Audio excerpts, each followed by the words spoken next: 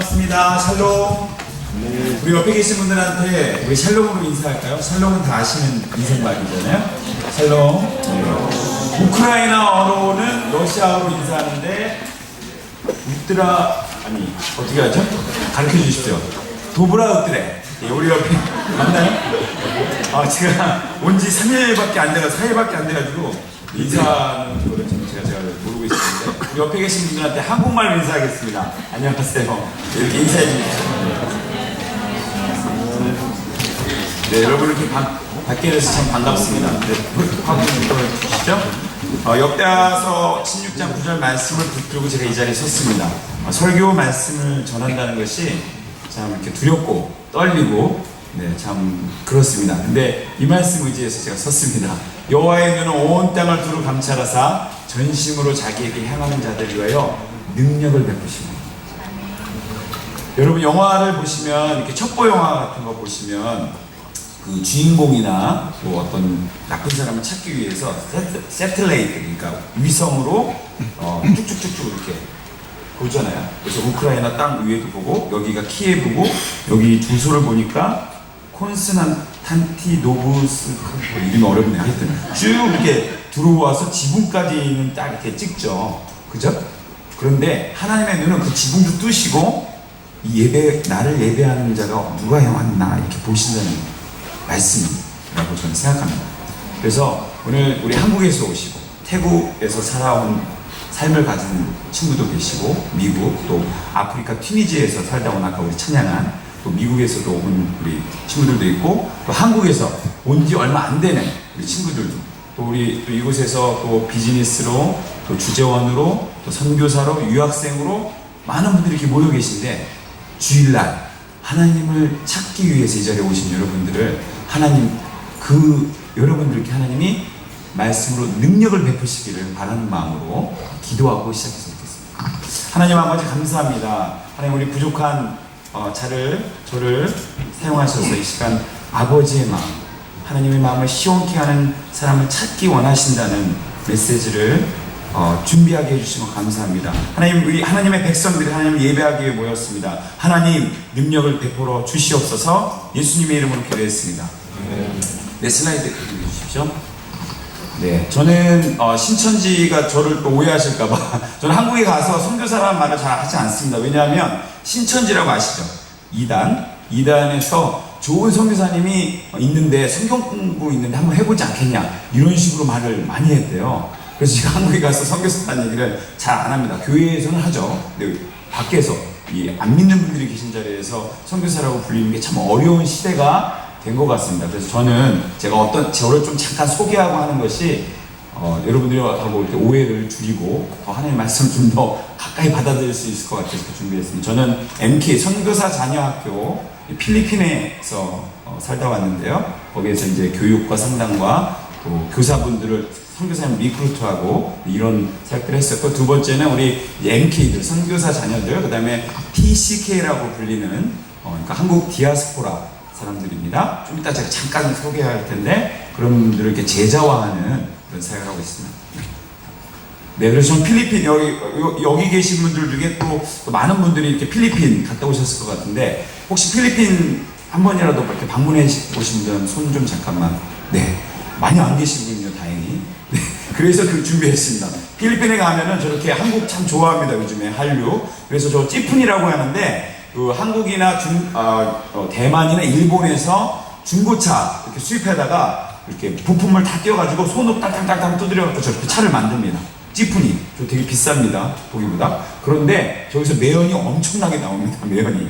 그리고 그 옆에 이제 보시면 우리나라에서는 지금은 볼 수 없는데 옛날에 70년대 그죠? 저의 뭐 어머니, 할아버지 세대에서 이렇게 인력거 이렇게 발로 페디스쿨이라고 그러는데 사람이 타면 이렇게 하는 그런 저거 탔었습니다. 그리고 또 그 밑에 보시면 필리핀 분들이 가족을 먹여 살리기 위해서 하루 종일 이렇게 중노동 12시간 이상씩 그 마닐라 저는 이제 마닐라 인근에 살았는데 마닐라 수도죠. 여기 키예브처럼 그런데 나가서 일을 하루 종일 하다가 와서 결국 하루 벌어서 하루 먹고 사는 그런 분들이 참 많이 계십니다.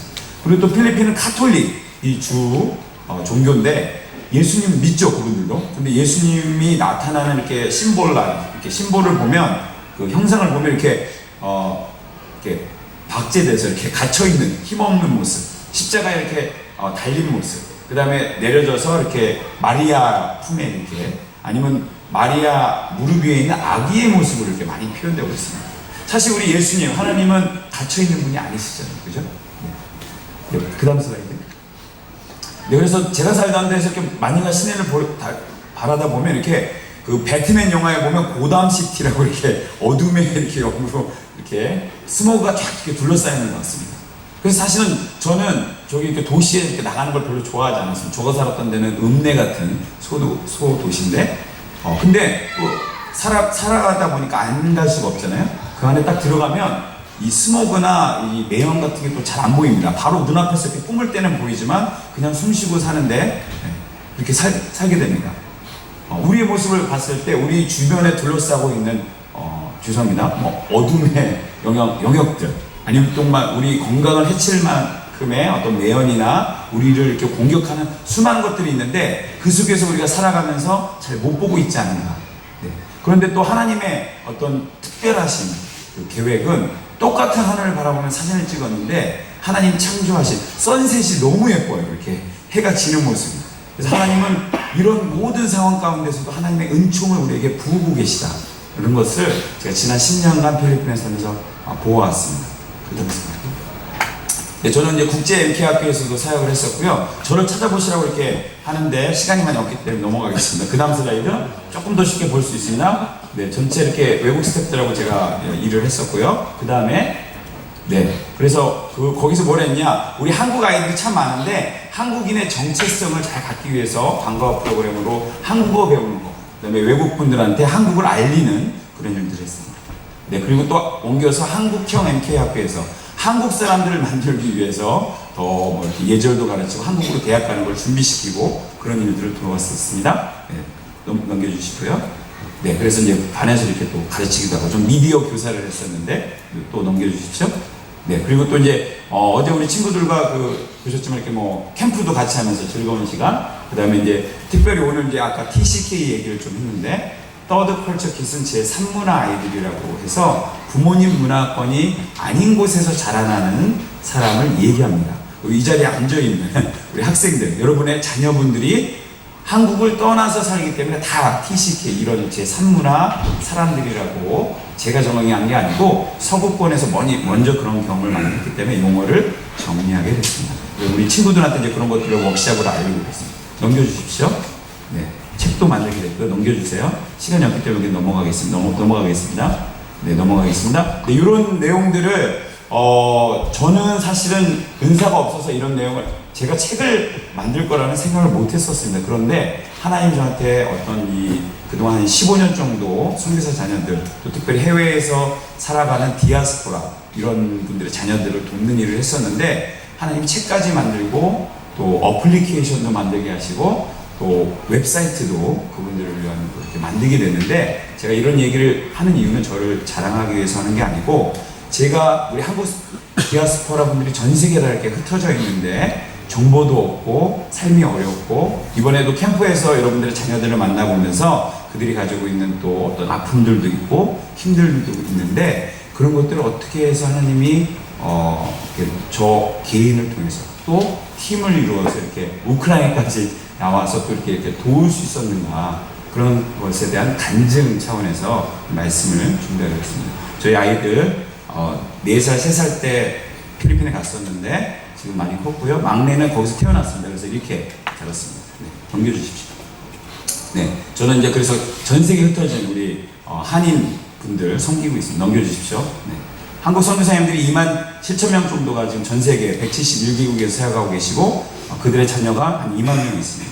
이것만 보더라도 한국 디아스포라, 우리 전 세계 흩어져 있는 분들은 더 많으시죠. 지금 제가 정확한 통계를 잘 모르겠는데 상당수, 필리핀만 해도 20만 명이 계십니다. 우크라이나는 몇 분 정도 계시죠?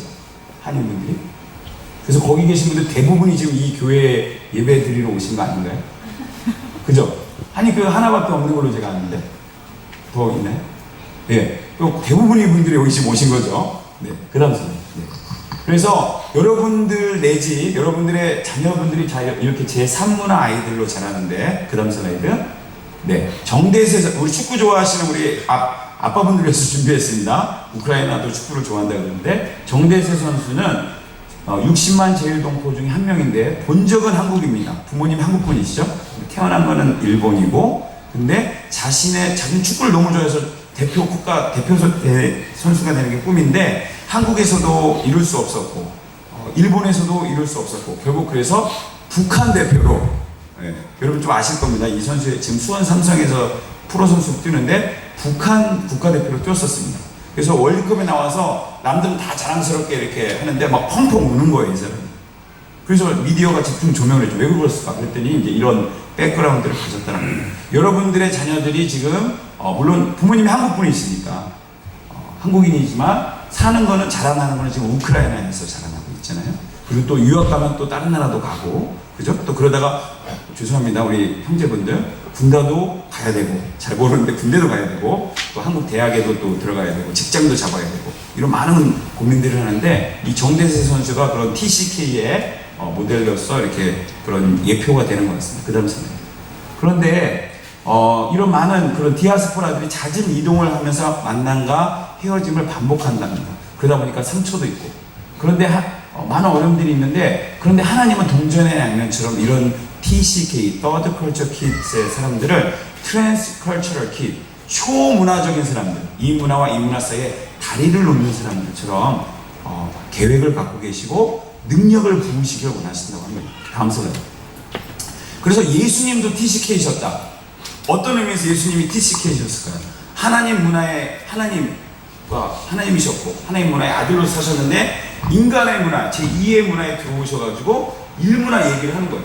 근데 사람들이 받아들이지 않고 미쳤다 그러고 돌로 치려고 하고, 그러다 나중에는 결국 죽게 하셨죠. 그렇지만 그분이 그런 어려움과 답답함과 힘듦을 겪었지만 이 하나님 문화와 인간 사이의 문화에 이렇게 다리를 역할을 하시는, 그래서 하나님이 보내신 선교사셨다, 이렇게 볼 수 있습니다. 저는 그런 예수님을 믿고 있습니다. 여러분의 자녀들도 이 우크라이나 땅에서 자라면서 나는 물론 한국인이지만 또 성장기에 중요한 시기 여기서 보내다 보니까 사춘기도 보내고 여러 가지 막 혼란스러운 가운데 있을지 모르겠는데, 여러분의 자녀들이 이렇게 파란 나라, 노란 나라 거치면서 이렇게 겹치는 초록 나라의 문화, 하나님 나라의 문화로 주변 사람들한테 다른 나라와 한국과 이렇게 브릿지 역할을 할 수 있는 그런 사람들이 될 수 있다는 얘기입니다. 네, 넘어가겠습니다. 네, 오늘 그래서 본문 말씀에 의하면 저는 이 주님의 마음을 시원케 하는 세 사람, 이 오늘 하나님께서 여러분들에게 주시고자 하는 말씀이지 않을까. 오늘 세 명의 다윗의 용사들은 다윗이 이스라엘 땅이 사울이라는 전 리더십이 제대로 리더십을 발휘하지 않기 때문에 국가가 무너져가는 상황 속에서 다윗이 기름 부으심을 받고 왕으로서, 그렇지만 아직 전체 백성들한테나 나라를 다 회복하지 못한 상태였습니다. 그래서 자기 고향인 베들레헴도 블레셋한테 뺏긴 상황이었죠. 근데 그 과거의 영화로웠던 걸 알기 때문에, 그 과거의 풍요로움을 알고 있는 다윗이 그 옆에 물이 있는데, 우물물이 있는데 그 물이 마시고 싶다 한마디 했습니다. 그랬더니 다윗을 쫓는 세 명의 용사가 칼 차고 말 타고 돌파해서 이 수많은 적군 속을 돌파해서 단 세 명이 브레스루, 영어 성경에는 브레스루라고 되어 있는데 돌파를 해서 물을 떠 가지고 왔다는 겁니다. 다윗 왕이시여 드십시오, 이렇게. 그랬더니 다윗이 하나님, 이 물을 제가 어떻게 마십니까? 이 물은 물이 아니라 저 사람들의 생명입니다, 피입니다. 그러면서 여호와 앞에 이렇게 부어드렸다는 겁니다. 그 다음 슬라이드. 이 세 사람이 이렇게, 그 다음 슬라이드. 네. 그들이 자기 생명도 돌보지 아니하고 이것을 가져왔으므로 그것을 마시기를 원치 않았다는 거죠, 리더가. 그런데 이 세 용사가 이런 일을 자주 했다라고, 이 정도의 일, 목숨을 걸고 주인의 마음을 시원케 하는 일을 자주 했다라고 성경은 기록하고 있습니다. 그 다음에 여러분 한번 상상해 보겠습니다. 다윗의 현실, 그 답답한 현실, 다윗의 마음, 우리의 상황으로 한번 상상해 봤으면 좋겠습니다. 한국이 요즘 많이 어렵잖아요.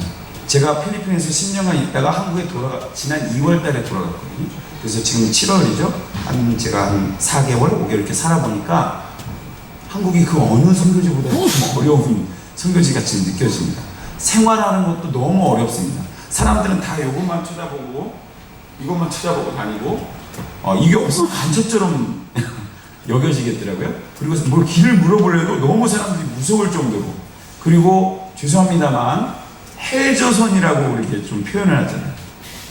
그리고 지금 2016년 7월을 살아가고 있는 한국 젊은이들 20대 30대 여기도 좀 앉아 계신데 그들이 살고 있는 방의 이름을 뭐라고 하는지 혹시 아세요? KBS에서 얼마 전에 다큐멘터리로 나왔습니다. 20대 30대 그 청년들이 한국 땅에서 헬조선에서 살고 있는 방의 이름 지옥옥 뭔지 아세요? 지하 단칸방, 옥탑방, 고시원. 이게 현실입니다. 우리 한국 사회에 그래서 그런 물론 자부심들이 우리가 있죠. 우리 삼촌 세대, 할아버지 세대들이 이루어놓은 놀라운 한강의 기적, 놀라운 그 부흥의 발전들. 80년대 후반부터 올림픽을 통해서 경제가 성장되면서 하나님이 전 세계 한국 선교사님들을 보내셨고 전 세계 한인 디아스포라들이 여행 자유화가 되면서 많이 흩어지게 됐죠. 여러분들도 그 어떤 파티의 한 부분이신 거죠. 그죠? 그래서 우리는 그 과거에 또 막 올림픽하고 월드컵하고 대한민국 외치고 G20 국가에 들어가고 이런 놀라운 스토리들을 우리는 다 알고 있습니다. 그런데 지금 우리의 현실은 어떻습니까? 이 우크라이나에 와가지고 여러분 여기 비즈니스도 하시고 대우에서도 일하시고 뭐 한전에서도 일하시고 여기 뭐 대사관에서도 일하시고 또 여기서 유학생으로 러시아어 너무 재밌어서 러시아어 배우신다는 우리 모세 선생님도 만났는데 네, 여러분들이 그렇게 미래를 준비하면서 뭔가를 꿈꾸고 계시죠. 근데 여러분 이 우크라이나 이 키예브 땅에서 여러분 한인으로서 한국을 대표하시면서 또 특별히 한인 크리스찬으로서 이 땅에 사시면서 여러분 현실은 어떠십니까? 저는 고작 4일 봤습니다. 4일. 그런데 여러분의 자녀분들만 조금 만났는데 여러분이 뭐 동생들, 조카들 이런 사람들 잠깐 4일 동안 만났는데 이 어린아이들 또 청소년 수준에서도 삶이 녹록치 그러니까 쉽지 않더라고요. 여러분 얼마나 더 어려우시겠어요? 돌파가 잘 되고 계십니까? 여러분의 마음은 어떻습니까?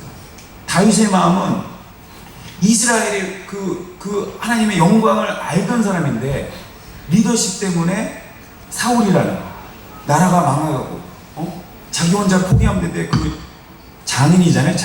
장인이 사울을 막 죽이려고 하고 그러면 자기는 맨날 쫓겨다니고 그러다가 이제 결국 무참하게 비참하게 사울의 가문이 몰락하고 다시 이스라엘 나라를 회복해야 되는 중차대한 어떤 부담감이 있는데 자기 고향도 뺏겼고 답답하지 않았을까요? 그죠? 그래서 다윗이 갈말아요. 죄송합니다. 저도 목이 좀 말라가지고 물을 좀 마시겠습니다. 이렇게 물을 마시고 싶었겠죠. 그런데 그 말을 듣자마자 다윗을 따르던 사람들이 3명이 칼차고 말 타고 쫙 목숨 걸고 돌파를 했다는 거예요. 다음 슬라이드. 하나님은 다윗에게도 이런 3명의 마음을 시원케 하는 사람들이 있었는데 하나님의 마음을 시원케 하는 사람들을 찾고 계시다는 게 오늘 본문의 3가지 포인트 중에 하나입니다. 첫 번째, 하나님 이런 자를 찾고 계시죠. 주님의 마음을 시원케 하는 사람. 여러분 아까 제가 축구 얘기를 했는데 월드컵 때 우리 4강전에서 막 우리가 지고 있었습니다. 어디하고 그때 축구했었죠? 좀 도와주세요 남자분들. 어디하고 축구했었죠? 네, 다 잊어먹었죠. 하여튼 어쨌든 그런데 우리가 지고 있었는데 그때 안종환 선수라는 조커를 히딩크 감독이 딱 발탁해갖고 내보냈습니다. 나가자마자 어떻게 했습니까? 헤딩해갖고 골이 들어가면서 이렇게 했죠. 있죠. 네. 온 감독의 마음만 시원했을까요 그때? 온 국민이 난리가 났었죠. 그죠? 온 국민이. 네. 죄송합니다. 제가 여자분들 싫어하는 축구 얘기 했을 수도 있는데 조금 이해를 돕기 위해서. 자, 교회 미션 우리 한인 키예브 연합교회가 있습니다. 목사님 리더로 계시고 여기 또 많은 리더분들이 계실 텐데 교회에 수많은 한국 교회에 사람이 그렇게 많다고 하는데 일꾼이 없다라고 공통적으로 얘기합니다. 해외에 있는 한인 디아스포라 교회도 그렇습니다. 리더들의 또 여러분 직장에서 또 이렇게 리더분들도 계시잖아요. 직장에서 네. 주재원분들 그 리더의 마음을 이렇게 시원케 하는 어떤 부하 직원들 그런 사람 한 사람 찾고 계시지 않으세요? 하나님은 주님의 마음을 시원케 하는 선교사들 그 땅을 위해서 울고 기도하고 그들을 아무 조건 없이 사랑하는 이번에 우리 사모님 뵈니까 4일 동안 막 그 더운데 막 거기서 치킨 튀기시고 온갖 종류의 그 음식으로 이렇게 우리 현지 스태프들하고 이렇게 섬겨주시는데 저희의 마음이 저의 마음이 시원했어요.